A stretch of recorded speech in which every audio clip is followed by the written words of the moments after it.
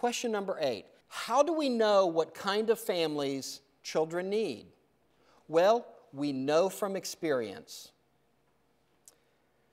We've had a lot of family experimentation in this nation over the past 30 to 40 years. We have probably had more family experimentation in this nation than any other nation on the face of the earth ever has. We have had experiments with easy divorce, no-fault divorce, single parenting by choice, cohabitation, the sexual revolution, and fatherlessness. And we have had millions of children raised in those kinds of homes over long periods of time. And let me ask you, what do you think the research says? Do you think the research says that this experimentation has elevated all of the important measures of human and child well-being? No. No significant measure of human well-being has been elevated by any of the experimentation that we have engaged in the past 30 to 40 years. It's a very dramatic statement. No human well-being measure has been elevated by any of the experimentation that we have seen over the past 30 to 40 years. We know what happens. Let's look at some of the research. And let's not look at conservative research or partisan advocacy research. Let's look at middle-of-the-road, common research. Two organizations. The first organization that we're going to look at is Child Trends. Child Trends is really more of a moderate or even perhaps liberal organization that advocates for child well-being. And as you can see on this information here, they did a study a number of years ago in 2002, and they asked, how does marriage impact children, and what type of family configuration is best at elevating and increasing healthy child development? Here's what they said.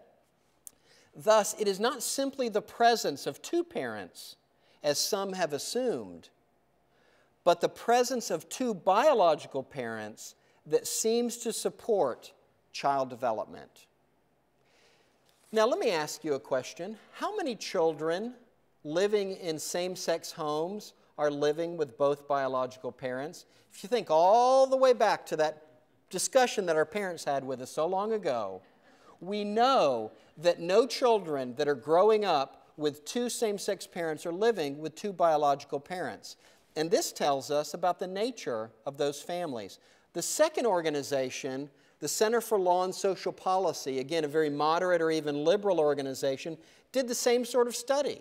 They wanted to see what kind of family structure most profitably contributes to child well-being. And here's what they said. Most researchers now agree that together these studies, the studies that they examined in their research, support the notion that on average children do best when they are raised by their two married biological parents. The research is very, very clear. Same-sex families are less than best because they deny children their mother and their father. The research is very, very clear. So what do we say to all these distinguished, learned medical organizations when they tell us that same-sex parenting is just fine? You need to go back to school and you need to study the literature.